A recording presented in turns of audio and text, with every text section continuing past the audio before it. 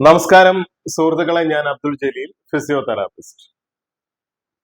കൈയും കാലും തളർന്ന ഒരാൾ, അത് അപകടം മൂലമോ അല്ലെങ്കിൽ മറ്റ് പാരാലിസിസ് വഴിയോ തളർന്ന ഒരാൾക്ക് വീണ്ടും കമ്പ്യൂട്ടറിന്റെ സഹായത്താൽ നടക്കുവാനോ കൈയും കാലും ചലിപ്പിക്കുവാനോ സാധിക്കുമോ?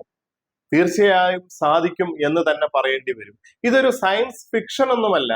ഇലോൺ മസ്കിന്റെ കമ്പനിയായ ന്യൂറാലിങ്ക് അത് BCI, അതായത് ബ്രെയിൻ കമ്പ്യൂട്ടർ ഇന്റർഫേസ് വഴി നമുക്ക് കാണിച്ചു തന്ന അല്ലെങ്കിൽ നമുക്ക് സാധിപ്പിച്ചു തന്ന ഒരു അത്ഭുതമാണിത്.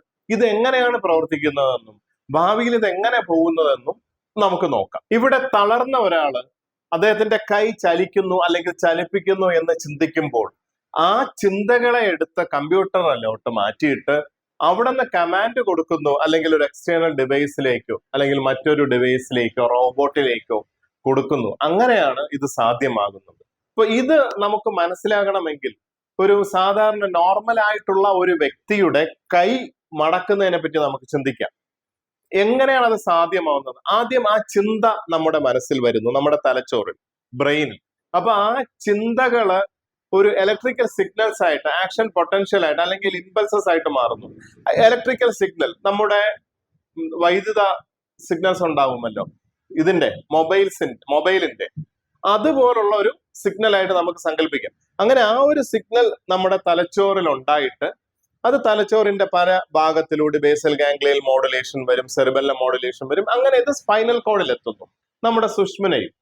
സ്പൈനൽ കോഡിൽ നിന്നും ആ കൺസേൺഡ് ഞരമ്പ് വഴി ഇത് കറണ്ടാണ് ഈ പാസ് ചെയ്യുന്നത്, നമ്മുടെ ഈ മസിൽസിലേക്ക് എത്തുകയും ആ കറണ്ട് ഈ മസിൽസിനെ ഉദ്ദീപിപ്പിക്കുന്നത് കാരണം കൈ മടങ്ങുകയും ചെയ്യുന്നു. ഇങ്ങനെയാണ് നമുക്കൊരു മൂവ്മെന്റ് സാധ്യമാകുന്നത്. Doctor Hans Berger, German scientist ആണ്. ഇദ്ദേഹം 1924 ഇലക്ട്രിസിറ്റി നമ്മുടെ തലച്ചോറിൽ ഉണ്ടെന്നും അതിന് സിഗ്നൽസ് ഉണ്ടെന്നും അത് നമുക്ക് പിടിച്ചെടുക്കാൻ സാധിക്കുമെന്നും കണ്ടുപിടിച്ചു. അത് തന്നെയാണ് ഇന്നും നമ്മുടെ അപസ്മാരം പോലുള്ള രോഗത്തിന് EEG, ഇലക്ട്രോ എൻസെഫലോഗ്രാം ഉപയോഗിച്ച് നമ്മൾ കണ്ടുപിടിക്കുന്നത്. EEG. അപ്പൊ ഇതിനൊരു രസകരവും അത്ഭുതകരവുമായ ഒരു കഥയുണ്ട്.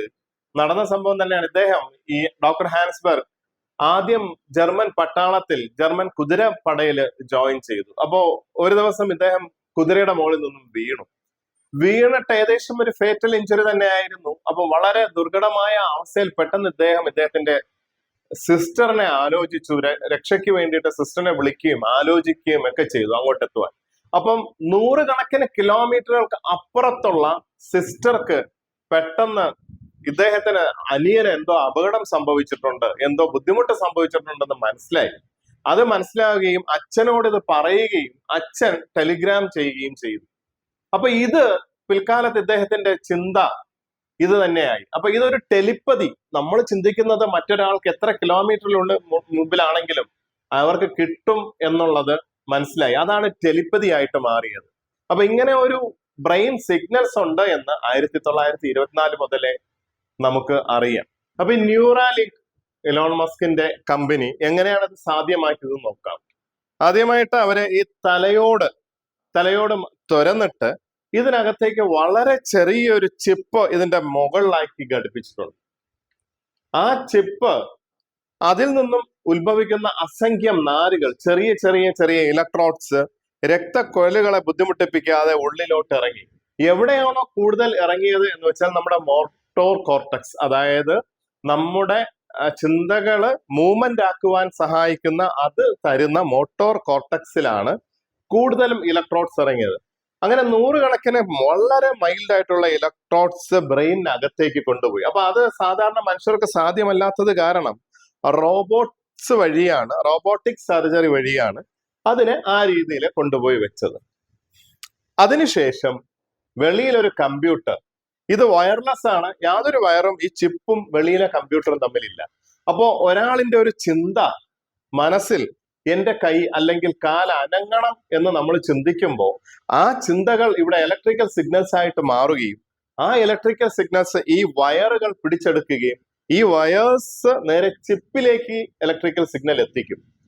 ചിപ്പ് ആ ഇലക്ട്രിക്കൽ സിഗ്നൽസ് കമ്പ്യൂട്ടറിലേക്ക് കൊടുക്കും.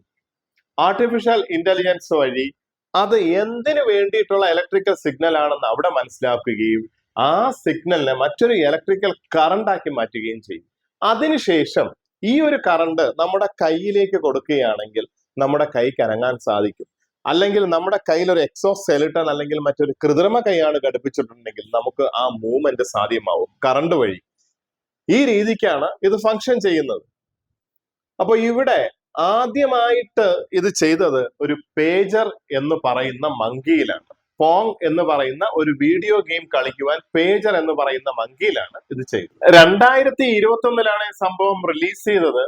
പേജർ എന്ന് പറയുന്ന ഒരു മങ്കി ഇതിനെ ഒരു വീഡിയോ ഗെയിം കളിക്കാനായിട്ട് ഏർപ്പാടാക്കിയ രസകരമായ ഒരു കാര്യമാണ്. അപ്പൊ ഇതിന് ഒരു കുഴല് വഴി ബനാന സ്മൂത്തി വെച്ചിട്ടുണ്ട്. അപ്പൊ ഇത് ജോയ് സ്റ്റിക്കും കൊടുത്തിട്ടുണ്ട്. അപ്പൊ ഈ ജോയ് സ്റ്റിക്ക് പിടിച്ച് ഇങ്ങനെ പയ്യെ തിരിച്ച് ഇങ്ങനെ തിരിക്കുന്നതിനനുസരിച്ച് ഈ കളിയിൽ വിജയിക്കുമ്പോൾ ഇവന് സ്മൂത്തി കിട്ടും. അപ്പൊ കുറച്ച് കഴിഞ്ഞപ്പോ ഇദ്ദേഹത്തിന് മനസ്സിലായി ജോയ് സ്റ്റിക്ക് ഏത് രീതിയിൽ തിരിച്ചാൽ അവന് സ്മൂത്തി കിട്ടും. അപ്പൊ അവന്റെ ബ്രെയിനിൽ ചിന്ത വന്നു, ഇങ്ങനെ തിരിക്കുമ്പോ കയ്യിൽ അത് തിരിച്ചു, സ്മൂത്തി കിട്ടി. ഇങ്ങനെ കുറെ കളിച്ചതിന് ശേഷം അപ്പൊ ഇദ്ദേഹത്തിന്റെ തലയില് 2 ചിപ്പ് ബ്രെയിനിൽ ഘടിപ്പിച്ചിട്ടുണ്ട്. നേരത്തെ ഈ പറഞ്ഞ പോലുള്ള സിഗ്നൽസ് പുറത്തോട്ട് കമ്പ്യൂട്ടറിലോട്ട് കണക്ട് ചെയ്തിട്ടുമുണ്ട്. കുറച്ച് കഴിഞ്ഞപ്പോൾ സയന്റിസ്റ്റ് ഈ ജോയ് സ്റ്റിക്കിന്റെ കറണ്ട് വിച്ഛേദിച്ചു, കട്ടാക്കി. അപ്പോൾ ഇതും ശരിക്കും കമ്പ്യൂട്ടറായിട്ട് ബന്ധമില്ല. പകരം ബ്രെയിനിൽ നിന്നുള്ള കണക്ഷൻ നേരത്തെ പറഞ്ഞ ന്യൂറാലിങ്ക് ടെക്നിക് വഴി കമ്പ്യൂട്ടറിൽ പോകുന്നു. കമ്പ്യൂട്ടർ ജോയ് സ്റ്റിക്കിന് കൊടുക്കുന്നു. പക്ഷെ ഇദ്ദേഹം ഇവിടെ ഇങ്ങനെ അനക്കിക്കൊണ്ടിരിക്കും, പക്ഷെ ജോയ് സ്റ്റിക്കിന്റെ കറണ്ട് വർക്കാവുന്നില്ല. അപ്പോ ഈ മങ്കി ഇത് ഇങ്ങനെ തിരിയണമെന്ന് ചിന്തിക്കുമ്പോഴത്തേക്കും ശരിക്കും ഈ ചിന്തകളെ കമ്പ്യൂട്ടർ എടുത്തിട്ട് ജോയ് സ്റ്റിക്കിന്റെ മറുഭാഗത്തു കൂടി ആ സിഗ്നൽസ് കൊടുക്കുകയും ആ ഗെയിം കളിക്കുകയും ചെയ്തു. അപ്പൊ ഇതാണ് ആദ്യത്തെ ട്രയല് നമുക്ക് പറഞ്ഞു തന്ന പേജർ എന്ന് പറയുന്ന മങ്കിയുടെ ട്രയല്. ഇനി 2024 ബാരോ മെഡിക്കൽ യൂണിവേഴ്സിറ്റിയില് ഫസ്റ്റ് ഹ്യൂമൻ ട്രയൽ, ആദ്യത്തെ മനുഷ്യന്റെ ട്രയൽ, അത് നമുക്ക് നോക്കാം. 2024 നൊളാൻ ആർബോ എന്ന് പറയുന്ന വ്യക്തിയുടെ ഇദ്ദേഹം ഡൈവിംഗ് പരിശീലനത്തിനിടയിൽ വീണ് കഴുത്തൊടിയുകയും കഴുത്തിന് കീഴ്പോട്ട് പൂർണ്ണമായും ചലനശേഷി നഷ്ടപ്പെട്ട ഒരു വ്യക്തിയുമായിരുന്നു. നാക്കും തലയും മാത്രമേ അനങ്ങുള്ളൂ. ഇങ്ങനെയുള്ള ഒരു വ്യക്തിയായിരുന്നു നൊളാൻ ആർബോ. അപ്പൊ ഇദ്ദേഹത്തിലാണ് ഈ പരീക്ഷണം നടത്തിയത്. ചിപ്പ് വെച്ചു ഘടിപ്പിച്ചു ഒക്കെ ചെയ്തു. പക്ഷെ ഔട്ട്പുട്ട് എന്തായിരുന്നു വെച്ചാൽ ഇദ്ദേഹം ചിന്തിക്കുമ്പോൾ ഇദ്ദേഹത്തിന്റെ കമ്പ്യൂട്ടർ കർസർ പുള്ളിക്ക് മാറ്റാൻ പറ്റുമായിരുന്നു, ഗെയിംസ് കളിക്കാൻ പറ്റുമായിരുന്നു, ചെസ് പോലുള്ള ചിന്തിക്കുമ്പോൾ കമ്പ്യൂട്ടർ എടുത്തിട്ട് ആ സ്ക്രീനിൽ അത് മാറ്റം വരും, ക്ലിക്ക് ചെയ്യും, ബ്രൗസ് ചെയ്യാൻ പറ്റും. ഇദ്ദേഹത്തിന് കൈ ഫ്രീ ആയിട്ട് വെച്ചുകൊണ്ട് തന്നെ ഓക്കെ എനിക്ക് ഗൂഗിൾ ജെമിനി എടുക്കണം എന്ന് ചിന്തിക്കുമ്പോഴത്തേക്കും തന്നെ കർസർ ഗൂഗിൾ ജെമിനി ടൈപ്പ് ചെയ്ത് അദ്ദേഹത്തിന്റെ കമ്പ്യൂട്ടറിൽ സ്വയം ടൈപ്പ് ചെയ്ത് അങ്ങനെ വരും. അപ്പൊ ഈ രീതിയിലായിരുന്നു ഫസ്റ്റ് ഹ്യൂമൻ ട്രയല് ഉണ്ടായിരുന്നു. ഇനി സ്ഥിരം സംഭവിക്കുന്ന പോലെ ചൈനക്കാർ വന്നു. 2026 ഈ സാധനം അവർ ഷാങ്ഹായ് മാർക്കറ്റിൽ വിൽക്കാൻ വെച്ചു.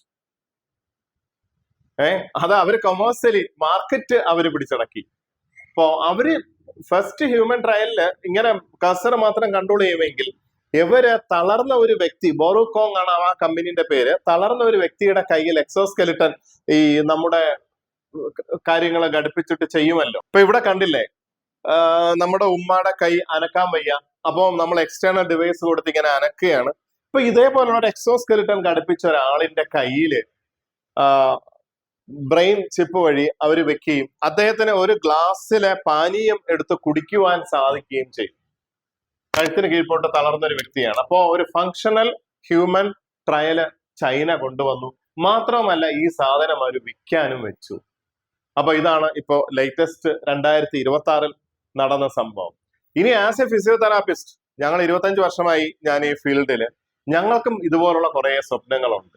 അതായത് ഉദാഹരണത്തിന് ഈ സാധനം ന്യൂറാൻ ലിങ്ക് ഡെവലപ്പായി വന്നു കഴിഞ്ഞാൽ അരക്ക് കീഴ്പോട്ട് തളർന്നവർ, കഴുത്തിന് കീഴ്പോട്ട് തളർന്നവർ, അപ്പൊ ഉദാഹരണമായി കഴുത്തിന് ഇത് ബ്രെയിന് സ്പൈനൽ കോഡ്. അപ്പൊ ഈ സ്പൈനൽ കോഡ് കട്ടായിട്ടാണ് പോവാത്തത്. അപ്പോ നമ്മുടെ ഒരു സ്വപ്നം, അതും പറയാമല്ലോ, ഇവിടെ നിന്ന് ഇമ്പൾസ് ജനറേറ്റ് ചെയ്യുന്നു, അത് കമ്പ്യൂട്ടർ എടുക്കുന്നു, കമ്പ്യൂട്ടർ എടുത്തിട്ട് ഇവിടെ കൊടുക്കുക തിരിച്ച്, അതായത് ഇവിടെ ബൈപ്പാസ് ചെയ്യുക. അങ്ങനെ ഉണ്ടെങ്കിൽ പിന്നെ കൈയും കാലും അനങ്ങുവാനും നടക്കുവാനും സാധിക്കും. ഇത്രയും ഭാഗം വേണ്ട എന്ന് തന്നെ വെക്കാം, അല്ലെങ്കിൽ അത്രയും ഭാഗത്തിന്റെ ഫംഗ്ഷൻ ഉണ്ടാവും. അപ്പൊ ഭാവിയിൽ ഇത് വരാം. ഇനി അതുപോലെ തന്നെ ഭാവിയിൽ ഒരാളുടെ കൈയും കാലും തന്നെ ഫങ്ഷണൽ ഇലക്ട്രിക്കൽ സ്റ്റിമുലേഷൻ, മനസ്സിൽ കാല് ചലിക്കുന്നു എന്ന് ചിന്തിക്കുമ്പോൾ മുന്നോട്ട് നീങ്ങി ഇവിടെ നമ്മുടെ ഇലക്ട്രിക്കൽ സ്റ്റിമുലേഷൻ ഉണ്ടല്ലോ, നമ്മുടെ മസിൽസ് ഒക്കെ അനക്കുന്നത് ഇതുപോലെ നമ്മൾ കറണ്ട് കൊടുത്തു കഴിഞ്ഞാൽ ആ മസിൽ ആക്റ്റീവ്. അങ്ങനെ ഫങ്ഷണൽ ഇലക്ട്രിക്കൽ സ്റ്റിമുലേഷൻ വഴി ഇങ്ങനെ നടക്കുവാൻ സാധിക്കും എന്നൊരു ആഗ്രഹം. പിന്നെ അതുപോലെ തന്നെ നമ്മൾ കൊച്ചു കുട്ടികളുടെ ട്രീറ്റ്മെന്റിൽ ഇത് ഔട്ട്പുട്ടാണ്, ബ്രെയിനിൽ നിന്നുള്ള ഔട്ട്പുട്ട് സ്വീകരിക്കുന്നു. ഇങ്ങനെ ഔട്ട്പുട്ട് സ്വീകരിക്കുന്നെങ്കിൽ every action has an equal and opposite reaction.